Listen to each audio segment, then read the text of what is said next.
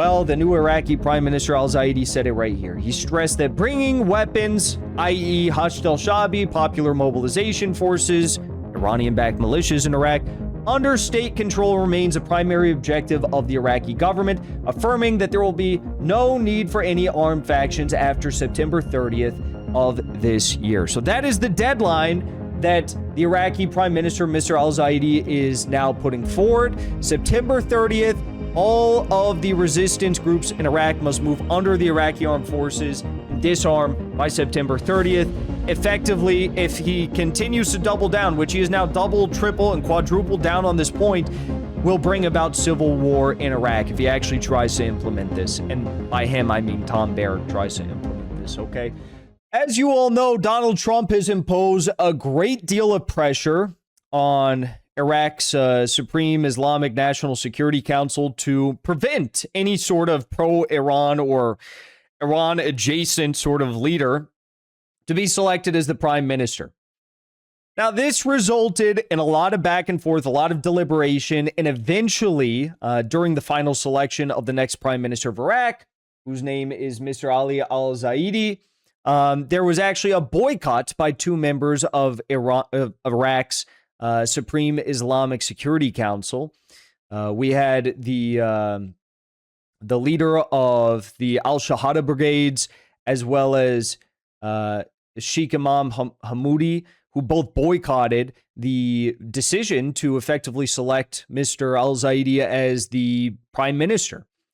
And the reason being is because Tom Barrack, the U.S. envoy to Iraq and other countries in the Middle East, is exerting extensive pressure on all facets of Iraqi life right now, whether it is government, whether it is business, whether it is military.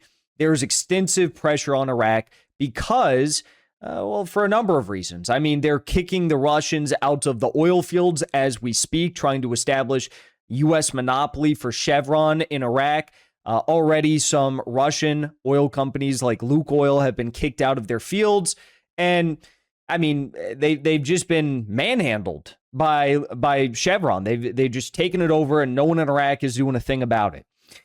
We've also seen these threats from the United States to withhold Iraq's sovereign wealth effectively because all of their oil wealth has to actually, all of Iraq's oil revenue has to pass through the Federal Reserve before it actually ends up in Iraq. So Iraq, they get money from country X, Y, and Z for their oil, and then it goes to the Federal Reserve. Then it goes back to the Iraqi government. So Trump, he withheld $500 million of Iraqi sovereign wealth by holding it up at the Federal Reserve because he did not like the fact that Iraq was thinking about selecting Mr. al-Maliki as their next prime minister. Lo and behold, debate goes on.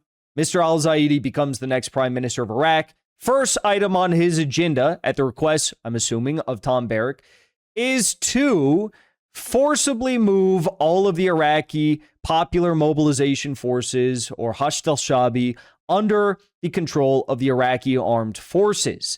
Now, this removes any sort of leverage that the PMF, these Iranian-backed resistance group in Iraq, have to operate freely, either on a political, economic, or military front. As we know, these groups did a lot of damage to U.S. Forces in the region, at the Victoria base, in the Kurdistan region, in the Green Zone, and elsewhere during the Ramadan War. So much so to the point that U.S. forces were effectively kicked out of all regions of Iraq besides the Kurdistan region, even from Victoria base. They were kicked out, which used to be the United States' largest foreign military base anywhere on the planet.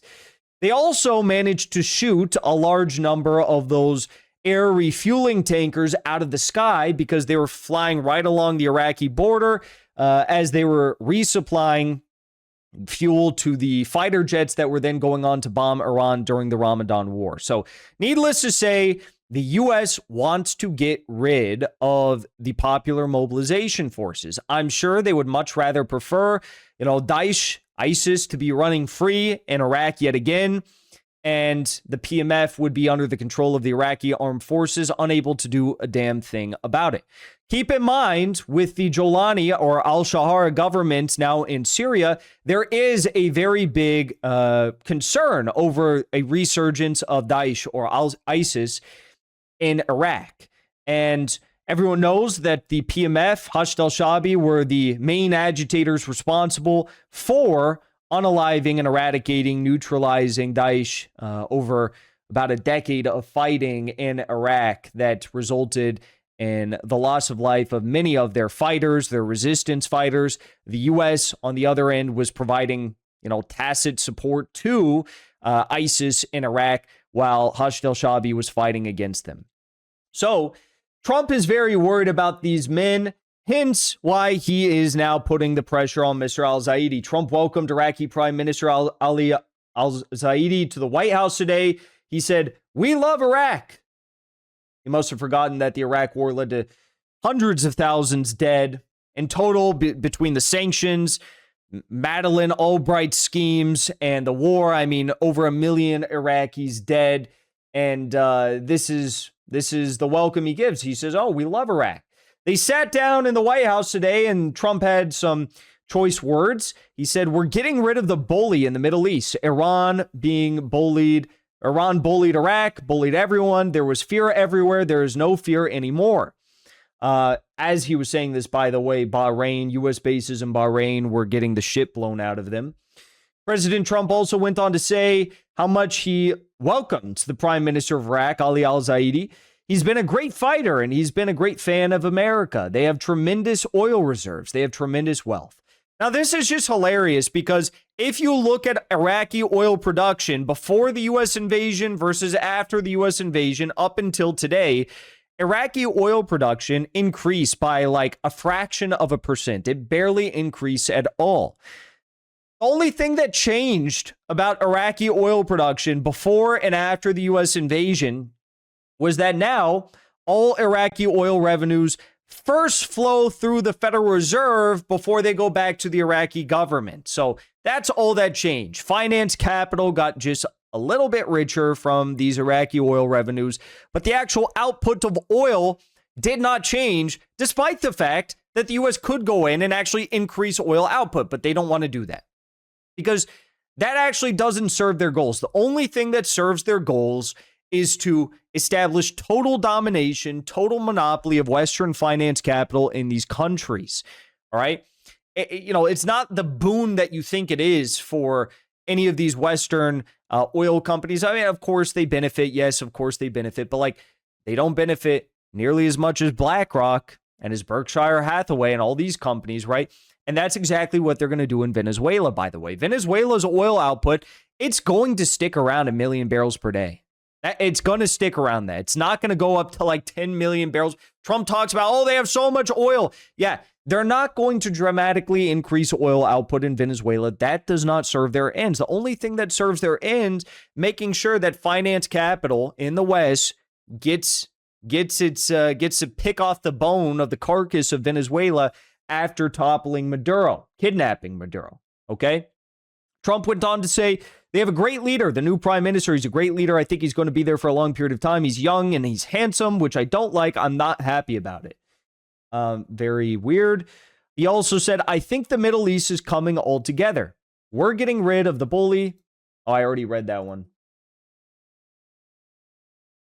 And here's the last one that's very important to this story. Trump said, we don't think we need the U.S. military in Iraq anymore. Now, this is very important. Trump is saying we don't think we need the U.S. military there anymore. Now, why is he saying that?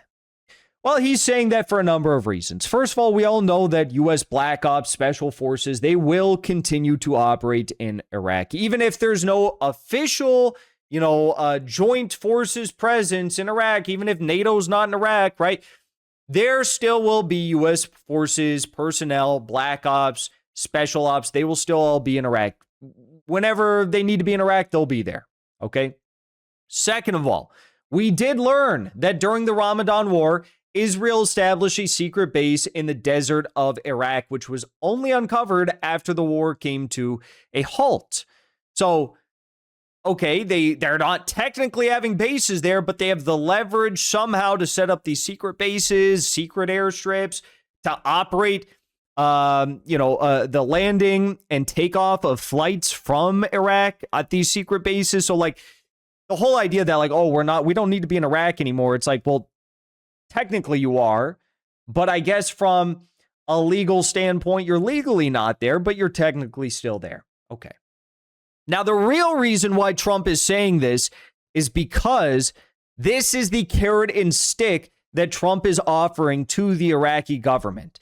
He is saying to the Iraqi government, hey, look, we will technically remove U.S. troops from our bases, and you'll be able to clap and applaud and celebrate and go to the Iraqi parliament and say like, hey, look, you guys, we finally did it.